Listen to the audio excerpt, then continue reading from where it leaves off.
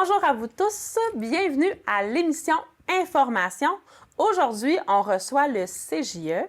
Bonjour Sonia. Bonjour. Ça va bien? Oui, merci. Toi aussi? Ben oui, super bien. Alors, toi, tu es la directrice générale du CJE. Oui. Puis, aujourd'hui, tu viens nous expliquer un peu c'est quoi le CJE, à quoi ça sert. Puis c'est dans les aides-chemins? Oui, c'est dans les aides-chemins. À quoi ça sert? On est un organisme communautaire qui a vu le jour en janvier 97, donc près de 30 ans qu'on est sur le territoire. On est un organisme qui est là pour aider les jeunes de 16 à 35 ans dans leur insertion socio-professionnelle. Donc, la majorité des services de base à l'époque, on travaillait beaucoup au niveau de l'employabilité, de l'orientation et de l'accompagnement. Et au fil des années, des projets, des services se sont greffés aussi. Parfait. Puis, dans le fond, il y a eu beaucoup d'étapes là, avec le CJE, des changements, vous avez aussi fusionné. Ça regroupe quoi, le CJE? Dans le fond, au fil des années, on a attaché différents services, mais entre autres, on a attaché les services au niveau des personnes, de l'accompagnement pour les personnes issues de l'immigration. Il y a déjà près de 4 ans de ça. Donc, c'est un service qui n'est pas offert seulement aux jeunes de 16 à 35 ans, mais un service qui est offert à l'ensemble de la population, donc à une clientèle adulte aussi. Dans les dernières années aussi, on avait un organisme qui était Focus Emploi, qui offrait des services en employabilité spécifiquement aux adultes. Et la personne en place à cet organisme-là souhaitait prendre une retraite éventuellement. Donc, on avait le souci de maintenir les services en place. Donc, comme on avait déjà un volet adulte, on s'est dit, bien, pourquoi pas s'associer ensemble. Donc, on a fusionné en mai dernier pour devenir CJE Aides-chemins, donc pour offrir des services maintenant en insertion socio-professionnelle, mais pour l'ensemble de la clientèle. Bien sûr, on garde le volet Carrefour Jeunesse Emploi pour les 16-35 ans, mais on veut aussi développer les services adultes. OK. Puis, tantôt, je vais accueillir Suzanne qui va nous parler des services. Mais le CJE, dans le fond, il parle à tout le monde de la communauté des aides-chemins. Oui, dans le fond, on couvre l'ensemble des 13 municipalités de la MRC des aides-chemins. Donc, on a nos bureaux principaux qui sont situés au Laquette-Chemin. On a aussi un point de service à la municipalité de Sainte-Justine. Donc, les bureaux se trouvent là, au-dessus de l'épicerie IGA, donc dans la coopérative oui. qu'on appelle. Mais on peut aussi se déplacer dans les municipalités pour desservir la clientèle. Des fois que c'est plus difficile de se déplacer. On a des ententes avec certaines municipalités. Bon, spécifiquement, on va souvent au Centre d'éducation des adultes à Saint-Prosper pour rencontrer la clientèle. Donc, ils nous prêtent des bureaux et tout ça. Donc. Ah, c'est vraiment intéressant. Puis, dans le fond, le CJE, ça fait longtemps que ça existe, mais je pense que les gens, ils connaissent, c'est à découvrir encore. Est-ce que ça se peut que tu vois que c'est quelque chose que les gens connaissent pas tant? Les gens connaissent pas tant. De par le nom de l'organisme au départ, Carrefour Jeunesse Emploi, on fait référence à la jeunesse et l'employabilité. Par contre, on a une panoplie de services au Carrefour Jeunesse Emploi qui, avec les années, on a des différents mandats qui arrivent du gouvernement, de nos partenaires gouvernementaux, puisqu'au Québec, il y a 111 Carrefour Jeunesse Emploi dans chacune des MRC. Donc, souvent, on est comme un petit peu la porte d'entrée pour rejoindre facilement la clientèle jeunesse. Donc oui, on a développé différents services en entrepreneuriat, en autonomie. On va toucher aussi l'accompagnement pour les services plus... nous, on a notre jargon, le service spécialisé, mais qui est plus un petit peu un volet intervention. On a des projets qu'on développe aussi selon les besoins du milieu. Que Suzanne pourra vous parler. Entre autres, on a une école adaptée au CJE pour permettre à des jeunes qui ont déjà quitté l'école puis qui veulent faire un retour ou pour laquelle l'expérience avait été négative. Donc, vraiment, au fil des années, on a développé beaucoup de services. Et c'est pour ça que je pense que c'est un petit peu méconnu. Les gens, souvent, nous disent « Oh mon Dieu, je ne savais pas que vous faisiez tout ça. » Souvent, après nos assemblées générales annuelles, c'est vraiment le commentaire qu'on a parce que, c'est ça, on travaille vraiment avec beaucoup de partenaires différents. On travaille avec plusieurs ministères aussi, mais avec aussi beaucoup de partenaires d'autres organismes sur le territoire aussi pour justement répondre le plus possible aux besoins. puis de connaître c'est quoi les réels besoins aussi. Le partenariat, il est super important. Donc, on travaille avec les organismes sur les tables de concertation. Donc, vous êtes très présent dans le milieu et pour faire justement une différence puis que les gens vous connaissent les services et projets que vous offrez en plus grande envergure. Puis, toi, ton rôle, Sonia, de directrice générale, ça ressemble à quoi au CJE? Beaucoup de choses, sûrement. Beaucoup de choses, mais c'est vraiment un rôle partagé avec Susiane, avec les années, étant donné qu'on a ajouté beaucoup de projets. C'est sûr que moi, mon rôle, on a chacun nos secteurs, donc on a divisé ça en 3 secteurs. Donc l'intervention, c'est beaucoup plus Susiane qui va s'occuper de ce volet-là, de par sa formation, aussi de ses compétences. Je vais m'occuper beaucoup plus du volet immigration, l'administratif, le partenariat et tout ça, les redditions de comptes. Donc, la chose peut être un peu plus plate de la tâche. Là. Pas administrative, mais une partie plus administrative que la DG ou l'adjointe pourrait faire. Mais vu que vous avez chacun vos rôles, bien, ça peut être c'est une partie que toi, tu fais. Oui, exactement. C'est une partie que moi, je vais plus accomplir là, au sein de l'organisme.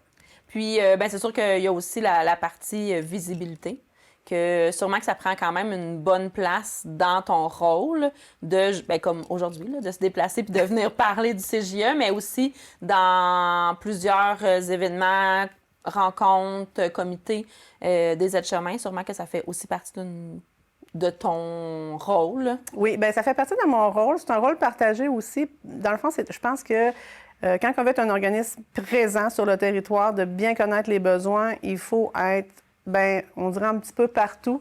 Donc, quand on parle d'être sur les tables de concertation, sur certains conseils d'administration, oui, il faut aller à des événements, il faut travailler avec les partenaires. Donc, c'est sûr que ça nous demande, oui, de faire ce travail-là, puis ça demande quand même beaucoup de temps.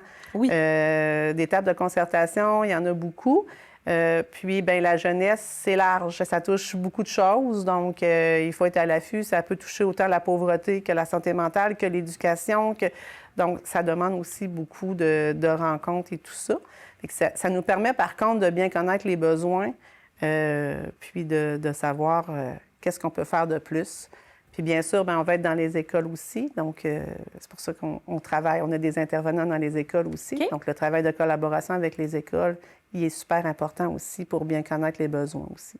Oui, parce que c'est ça, je pense que la collaboration, puis tu sais, on en rencontre souvent là, des organismes, puis je pense que ça fait vraiment une différence de toute l'implication, puis les collaborations, les partenaires que vous avez, fait en sorte que vous êtes capable plus facilement d'atteindre des objectifs ou de créer des nouveaux projets. Effectivement, c'est super important. Puis dans les aides-chemins, je pense que c'est vraiment une force, la collaboration entre les organismes. On va travailler autant avec les organismes en alphabétisation, avec la Maison de la famille. La jeunesse, c'est large. Puis, étant donné que maintenant qu'on a le secteur adulte, avec l'immigration, bien, ça l'ouvre d'autres portes à travailler avec d'autres partenaires aussi. Fait qu'avec le secteur adulte, ça va être à développer aussi. C'est sûr qu'on a l'expertise de Focus Emploi aussi qu'on apprend puisque ça fait pas tellement longtemps qu'on est avec eux. Donc, cette expertise-là va être aussi à développer éventuellement. Oui, ça va ajouter quelque chose de plus à vos services puis à votre offre qui va comme, j'allais dire wrapper, là, mettre ensemble, puis vous allez vraiment être une offre de services très large. Oui. C'était un petit peu l'objectif quand on a décidé de fusionner avec Focus Emploi. C'était vraiment d'avoir un point, une porte d'entrée dans les aides-chemins pour les services en employabilité et autres services.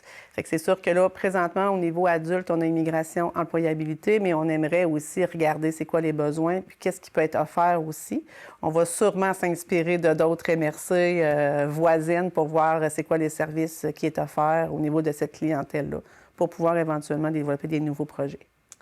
Merci, Sonia, d'avoir parlé du CJE. On va poursuivre avec Susiane qui va venir nous parler des services du CJE.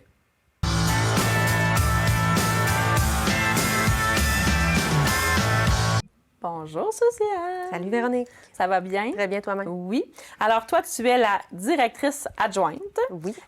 au CJE des aides-chemins. Mm-hmm. Puis, aujourd'hui, tu viens nous parler des services, mais vous avez différents secteurs. Oui.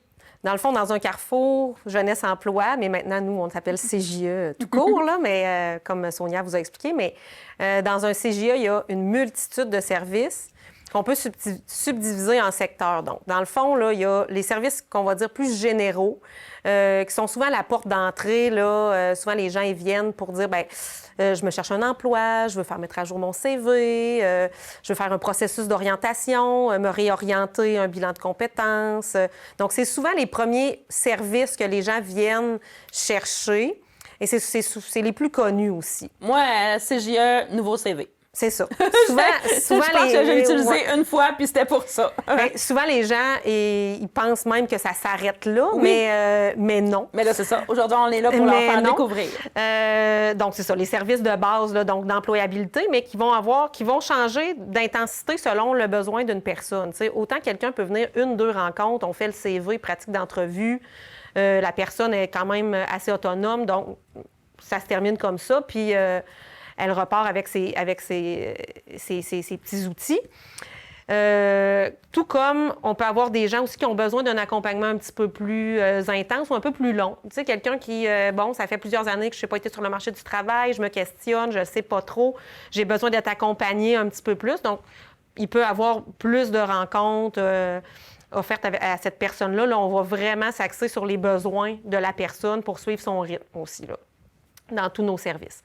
Donc, c'est ça. Pour l'employabilité, là, on a une conseillère en emploi, on a une conseillère d'orientation aussi pour tout ce qui est bilan de compétences, retour aux études, puis tu sais, même jusqu'à... On va t'aider à faire une demande de prêts et bourses, demande d'admission, là.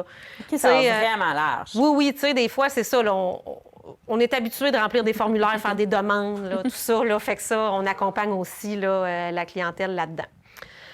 On a aussi un volet qu'on va appeler plus intervention, accompagnement. Donc, des fois, les gens, ils se présentent à nous, puis ils ne savent pas nécessairement tout à fait qu'est-ce qu'ils veulent. Je veux-tu retourner en emploi? Je veux-tu aller aux études? Je le sais pas parce que j'ai des difficultés là, qui font là, que dans ma vie, je suis comme un peu bloquée. Il faut que je me remette en action, puis j'ai besoin d'un coup de main pour le faire. Donc, on a des intervenants qui vont accompagner ces personnes-là, encore une fois, selon leur rythme. On va faire un portrait de situation, on va regarder c'est quoi les besoins de la personne, les difficultés ou les obstacles sont où, puis on va travailler à trouver des solutions, puis à accompagner la personne dans mettre en place ces solutions-là pour qu'ensuite elle soit prête, elle se sente prête à intégrer un projet, que ce soit un projet d'études, d'emploi ou de bénévolat, d'implication dans la communauté, peu importe là, son objectif, on va l'accompagner là-dedans. Donc, on peut aussi, évidemment, faire du travail de collaboration entre les services. Là. C'est pas rare que, exemple, la personne, elle est vue et par une intervenante et par la conseillère en emploi, puis ils travaillent ensemble à développer là, vous travaillez beaucoup en collaboration. Ah oui, on est une petite équipe, donc on travaille vraiment, vraiment, vraiment ensemble. Fait que quand le client a besoin de plus d'un service, aucun problème, là, on peut... Vous êtes là pour le guider, l'accompagner. Oui, exactement. Dans nos services en intervention, on a aussi l'École Autrement, qui est un milieu adapté de scolarisation qu'on a ouvert en 2014 en collaboration avec le Centre d'éducation des adultes de Saint-Prosper. Donc, à la base, c'est une classe d'éducation des adultes. Et à travers les années, on accueille maintenant aussi des élèves du secteur jeune de façon exceptionnelle, par contre. C'est plus une entente là, particulière pour certains élèves, pour qui c'est moins... Ça dépend toujours du parcours qu'ils ont scolaire, puis... Oui, c'est ça, mais c'est sûr qu'au niveau secteur jeune, là, c'est vraiment une entente spécifique avec les polyvalentes là, pour certaines références là, pour compléter un parcours scolaire. Mais l'École Autrement, classe de 10 élèves, donc beaucoup des élèves que soit ça fait quelques années qu'ils ne sont pas allés à l'école, donc veulent se remettre dedans, là, comme on peut dire, puis qui ont besoin d'accompagnement un petit peu. Ou ça peut être aussi un élève qui termine le secondaire, qui n'a pas tout à fait tout fini ses matières, qui a besoin d'un coup de main, soit au niveau de l'apprentissage, là, d'avoir plus d'accompagnement parce qu'ils sont juste 10, ou de travailler tout le reste autour. Des fois, c'est pas tant l'académique que, Le personnel, Le on va dire, personnel. là. J'ai besoin de soutien au niveau personnel là, pour continuer d'être motivée puis atteindre mon objectif. Fait qu'on est un peu un milieu de transition comme ça, souvent entre le secteur jeune et l'éducation des adultes là, traditionnels. Donc, ils viennent faire un passage de soit quelques mois ou quelques années chez nous. Puis c'est une approche aussi où on est en académique une demi-journée, puis l'autre demi-journée, dans une même journée, on ne fait pas juste de l'académique, là, on fait beaucoup de projets de groupe, des ateliers. Donc, on vient travailler toutes les sphères de vie de l'individu, là. Oui, c'est ça. C'est pas juste l'académique, c'est Non. vraiment le personnel, Oui. Mais aussi, je pense qu'ils font un peu de communautaire, Oui, ils voient de tout, l'implication là. sociale, des projets de groupe. On essaie de toucher un peu à tout. Le sport, on peut faire de la menuiserie. On va explorer toutes sortes d'options pour travailler aussi toute la connaissance de soi, de l'individu, pour qu'il puisse se trouver un projet. Donc, ça, les services en intervention. On a aussi des services directement dans les polyvalentes, qui sont les polyvalentes du territoire, là, polyvalentes des Abénaquis, École des Appalaches, qui sont des partenaires depuis longtemps. Donc, on a ce qu'on appelle l'intervenante créneau, qui est présente dans les polys pour faire des projets directement avec les élèves. Donc, du bénévolat, de l'entrepreneuriat, des projets de persévérance scolaire. Fait qu'elle va vraiment s'axer, là, elle prend le pouls en début d'année, c'est quoi les besoins des élèves, les intérêts des élèves, elle discute avec le personnel, puis ils bâtissent des projets comme ça qui sont offerts tout au long de l'année. Elle peut faire aussi des suivis en persévérance scolaire avec des élèves là, pour qui la motivation, c'est plus difficile. Fait que c'est vraiment un travail de collaboration puis de complémentarité avec ce qui est déjà offert dans les polyvalents. C'est sûrement une belle complémentarité parce que des fois, il n'y a pas toujours les services pour tous les élèves. Fait que vous venez comme combler ou ajouter un service de plus. Oui, exactement. Puis c'est ça, dans le fond, on est bien conscient que le personnel scolaire, ils ne peuvent pas tout faire non plus, tu sais. Ça nous permet, nous, de collaborer avec eux, avec certains enseignants, avec certains intervenants scolaires, puis de développer encore plus l'offre de services. Là, fait que c'est vraiment... oui, c'est ça, ça c'est vraiment remplit intéressant, bien. ouais. Exact. Fait que là, on a parlé du secteur. Les services généraux, de l'intervention, les projets dans les polys. On a aussi l'immigration. Donc, tous nos services en immigration. Donc, quand les gens arrivent, les nouveaux arrivants arrivent en région, l'accueil, c'est beaucoup de l'accompagnement aussi au niveau administratif, là, tu sais, toutes les demandes, les papiers à remplir. Je suis vraiment pas l'experte, là. Mais ils parlent pas tous non plus facilement français, fait que je pense que c'est comme une belle porte d'entrée pour qu'ils puissent se sentir puis comprendre là, toute la paperasse qu'ils ont à faire, là. Puis encore là, on a des belles collaborations avec les entreprises. Là, quand les entreprises font venir des travailleurs étrangers, bien évidemment, nous avisent, là, tu sais, ou ils nous les réfèrent. Fait que là, tout ce processus d'accueil-là est fait. On offre des ateliers aussi là, aux gens qui arrivent sur la vie au Québec, c'est quoi l'hiver, comment ça marche les impôts, mettons, tu sais, des affaires comme ça pour les aider. Les agentes aussi font beaucoup d'accompagnement, par exemple, vers la SAAC là, pour l'échange du permis de conduire, pour l'inscription à l'école, pour l'accès aux services de santé. Fait qu'on accompagne comme ça aux besoins. Évidemment, c'est beaucoup aussi dans l'accueil. Tu sais, on sait que c'est bien beau arriver là, au Québec, là, mais au niveau de l'adaptation, c'est pas facile. Donc, être là aussi pour les accompagner, les écouter. Oui, puis vos intervenantes, souvent, ont cette facilité-là de langue aussi. Là, oui, dans notre équipe en immigration. Vous en avez là, des filles, des intervenantes, on va dire ça comme ça, mais ça peut être des intervenants aussi, là, qui ont cette spécialité-là. Oui, bien là, on a la chance d'avoir des hispanophones dans notre équipe, là, donc, parce que moi, je serais mal prise là, pour parler l'espagnol, mais non. Non, c'est bizarre. Non, c'est assez limité, là, ma compétence. Mais on a des gens qui sont très compétents, puis on a aussi, en anglais, souvent aussi, on a aussi des familles anglophones. Des familles anglophones, donc ça aussi, là, on est OK là-dessus. Donc, c'est ça, immigration. Est-ce que j'oublie quelque chose, moi? Dans le volet immigration aussi, il y a beaucoup d'offres d'activités interculturel. Tu sais, oui, il y a le côté là, individu, mais on a une agente que son travail, c'est aussi d'organiser des activités interculturelles pour le mieux vivre ensemble. Là. Donc, pour que les gens citoyens comprennent aussi. Oui. C'est vraiment dans les deux sens, là. Oui, c'est ça. Pour que tous ces gens-là se voient et partagent, le partage de la culture, puis oui, on intégrer les nouveaux arrivants, mais surtout qu'il se fasse un mélange entre... Oui, parce qu'on s'entend, c'est quand même souvent plus difficile, fait qu'ils vont souvent se tenir ensemble, puis c'est normal parce qu'ils se comprennent, puis... Fait que vous amenez ça, l'espèce de... que les gens se voient, puis se côtoient au quotidien, puis qu'ils comprennent aussi les valeurs et les habitudes de chacun. Oui, exactement. Qu'il y ait un partage, puis que les gens... qui se créent des réseaux aussi, là. Comme quel genre d'activité? Il y a toutes sortes de choses, là. Ça peut être, exemple, d'être présent dans un festival pour une activité spécifique là, de présentation, comme là, en fin de semaine, Christelle, pour ne pas la nommer, là, notre collègue Christelle, va être à la Grosse Orangée à Saint-Zacharie pour faire une activité, mais en lien avec la signification de la citrouille dans différents pays, par exemple.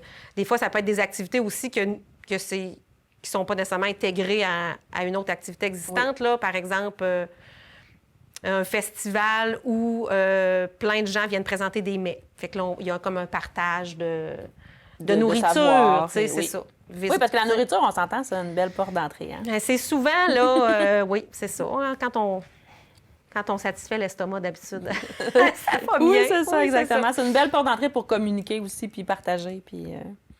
Oui, exactement. Fait que, il y a tout ce volet-là aussi au niveau de l'immigration, là, des activités offertes.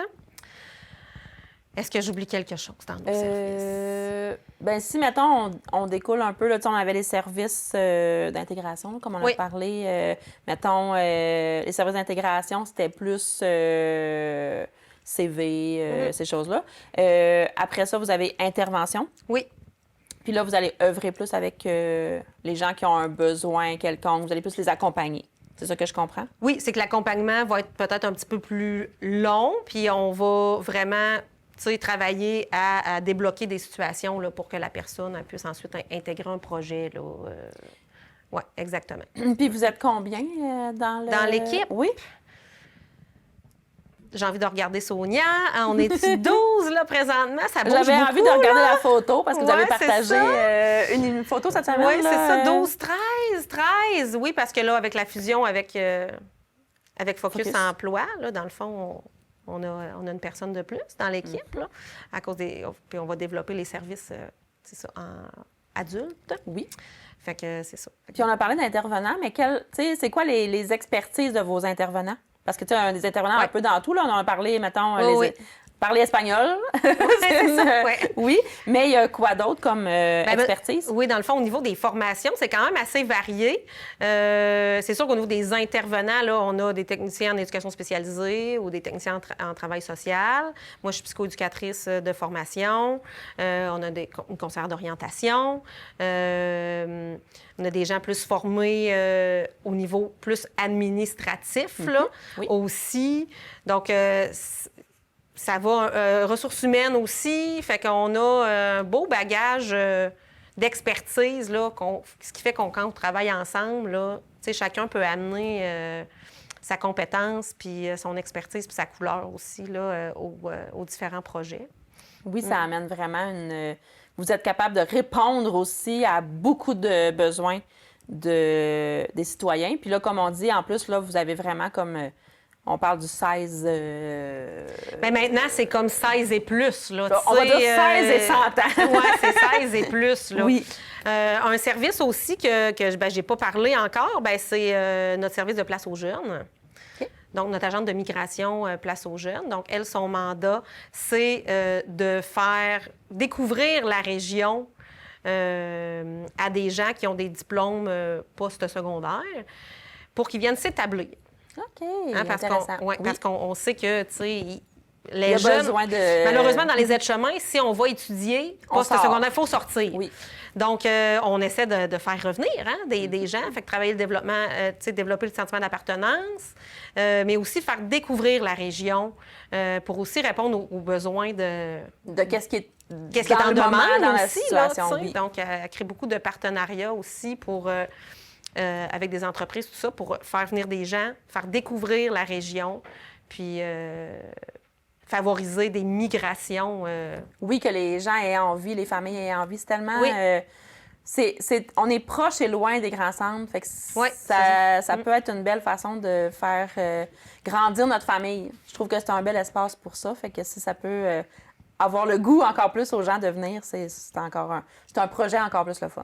Oui, oui, c'est vraiment, ça fait des belles visites. C'est vraiment un beau service. Merci, Suzanne. Ça fait plaisir. On peut vous rejoindre où? Dans le fond, directement, physiquement, dans nos bureaux au centre d'achat de la Quai-de-Chemin ou à celui de Sainte-Justine. Sinon, notre numéro de téléphone, 418-625-2533. On a évidemment une page Facebook, CJA de Chemin, une page Instagram aussi. Site Internet. Site Internet, site web, cjadechemin.ca. Donc, on est facilement accessible. Oui, c'est ça. Accessible. Puis, même si les gens n'ont pas de rendez-vous, ils peuvent se présenter à l'accueil. Ils n'auront peut-être pas un rendez-vous là, dans 5 minutes, mais c'est sûr qu'ils vont être accueillis. Puis ils vont être pris en charge. Ils vont être pris en charge, puis ils vont avoir un service très bientôt. Un service, oui, rapide. Bien, merci beaucoup, Suzanne. Ça me fait plaisir. Alors, on se revoit très bientôt. Merci.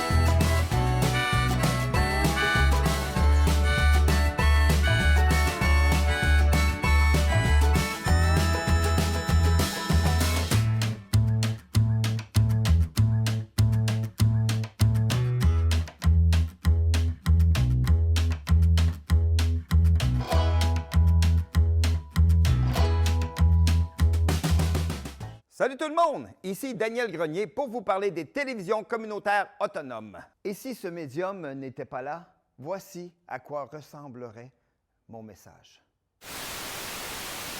Ça aurait pu être beaucoup plus triste si j'avais rajouté cette petite chanson triste. Mais bon, là n'est pas le point. Diversité de contenu, gestion indépendante locale, sans oublier une participation active à la communauté. Ensemble, encourageons les télévisions communautaires autonomes. J'ose ma télé communautaire.